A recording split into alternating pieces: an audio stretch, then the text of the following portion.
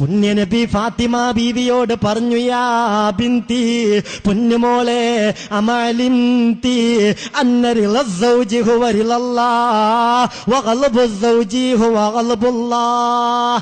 മോളെ, അല്ലാഹുവിന്റെ ഭർത്താവിന്റെ വെറുപ്പാണ് അല്ലാഹുവിന്റെ വെറുപ്പ്, ഭർത്താവിന്റെ തൃപ്തിയാണ് അള്ളാഹുവിന്റെ തൃപ്തി. അതുകൊണ്ട് നീ എത്ര അമല് ചെയ്താലും അള്ളാഹു സ്വീകരിക്കണമെങ്കിൽ ഭർത്താവിന്റെ ആ തൃപ്തി ഉണ്ടാകണമെന്ന് അഷ്റഫുൽ ഖൽഖ് മുഹമ്മദ് മുസ്തഫ സല്ലല്ലാഹു അലൈഹി വസല്ലം തങ്ങൾ പഠിപ്പിച്ചിട്ടുണ്ട്. അതുകൊണ്ട് ഭർത്താവിന്റെ വീട്ടിൽ ചെയ്യുന്ന സേവനങ്ങൾ പോലും പ്രധാനപ്പെട്ടതാണ്. ഭർത്താവിന് വേണ്ടി സേവനങ്ങൾ ചെയ്യുക, ഭർത്താവിന്റെ വീട്ടിൽ സേവനം ചെയ്യുക. ബഹുമാനപ്പെട്ട അയ്യൂബ് നബി അലൈഹി സ്വലാത്തു വസ്സലാമിന്റെ ഭാര്യ റഹ്മത്ത് ബീവിയുടെ ഒക്കെ ചരിത്രം നമ്മൾ പരിശോധിക്കുമ്പോൾ കണ്ണ് നിറഞ്ഞു പോകും. നമുക്കൊന്ന് പറഞ്ഞ് രണ്ടാമത്തേന് ദേഷ്യം പിടിക്കും. നമ്മളെ മക്കളൊക്കെ കെട്ടിച്ചയച്ച വീട്ടിൽ നിന്ന് വന്നിട്ട് പറയാ, ഉമ്മ അവിടെ ഇപ്പൊ വലിയ വിഷമാണ്, എന്നും നേരത്തെ തന്നെ ഞാൻ എഴുന്നേൽക്കണം, ഞാൻ തന്നെ പാത്രം കഴുകണം, ഞാൻ തന്നെ അടിച്ചു വാരണം, എല്ലാവരും ഞാൻ തന്നെ അലക്കണം. മോളിത് പരാതി പറയുമ്പോൾ ഉമ്മാന്റെ വക, എന്തിനാ നേരത്തെ നീക്കാൻ നിൽക്കുന്നത്? അവിടെ വേറെ ആൾക്കാരില്ലേ, ഓല് വേണമെങ്കിൽ ഓലത് ചെയ്തോട്ടെ, നീ അതൊന്നും ചെയ്യാൻ നിൽക്കണ്ട, അവരത് വേണേ അവരൽക്കിക്കോട്ടെ. അതുവരെ അവൾ അതൊക്കെ ചെയ്തു വന്നു. പിന്നെ ഒരാഴ്ച വീട്ടിൽ നിൽക്കാൻ വന്നു, വിഷയങ്ങളൊക്കെ പറഞ്ഞു. ഉമ്മാന്റെ വക ഉപദേശം, നീ അതൊന്നും ചെയ്യണ്ട, നീ നിന്റെ ഭർത്താവിന്റെ കാര്യം നോക്കിയാൽ മതി. എന്തിനാ ഭർത്താവിന്റെ വാപ്പാക്കും ഉമ്മാക്കും നീ ചായ കൊണ്ടുപോയി കൊടുക്കുന്നത്? എന്തിനാ അവർ തലക്കുന്നത്? അപ്പൊ ചുരുക്കി പറയാ, ഇവള് പിന്നെ തിരിച്ചു പോകുമ്പോ ഈ വാശിയായിട്ടാണ് പോകുന്നത്. പിന്നെ ആ ഒരു മസിൽ പിടിച്ച നിലക്കുള്ള പ്രവർത്തനങ്ങൾ, ചുരുക്കി പറയാ, അതോടുകൂടെ ആ വീട്ടിൽ പ്രശ്നം തുടങ്ങി. അങ്ങനത്തെ ഉപദേശമാണോ ഒരു ഉമ്മ കൊടുക്കേണ്ടത്? ഉമ്മ പറയണം, മോളെ, ഭർത്താവിന്റെ വീട്ടിൽ സേവനം ചെയ്താൽ അതിനുള്ള കൂലി എത്രയാ? ഹബീബ് റസൂലുള്ളാഹി സ്വല്ലല്ലാഹു അലൈഹി വസല്ലം തങ്ങൾ വളരെ വിശദമായി ആ കാര്യം നമ്മൾ പഠിപ്പിച്ചിട്ടുണ്ട്. ഭർത്താവിന്റെ വീട്ടിൽ സേവനം ചെയ്താൽ അയ്യും അംറാത്തിൻ ഖദമത്ത് സൗജഹാ സബഅത അയ്യാം, 7 ദിവസം ഒരു പെണ്ണ് ഭർത്താവിന് സേവനം ചെയ്താൽ നരകത്തിന്റെ 7 വാതിലുകളും അടക്കപ്പെടും. സ്വർഗത്തിന്റെ 8 വാതിലുകൾ തുറക്കപ്പെടും.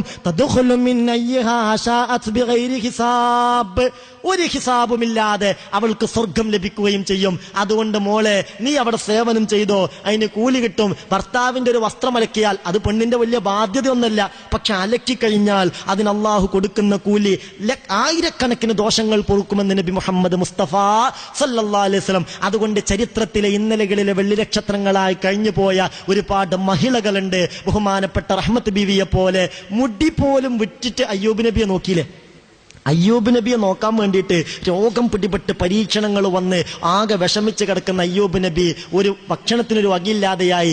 റഹ്മത്ത് ബീവി ജോലിക്ക് പോയി, നാട്ടിലാകെ വാർത്ത പരന്നു, ഇത് അയ്യൂബിന്റെ ഭാര്യയാണ്, അയ്യൂബിന് വല്ലാത്ത രോഗം പിടിപെട്ട ആളാണ്, ഇവളിൽ നിന്ന് ആ രോഗം നമുക്കും പിടിപെടും. അങ്ങനെ ആരും ജോലിക്ക് വിളിക്കാതെയായി. ഭക്ഷണത്തിന് നിവൃത്തിയില്ലാതെ വന്നപ്പോ തന്റെ ഒരു മുടിക്കെട്ട് വിറ്റു, ഭക്ഷണം കൊണ്ടുവന്നു.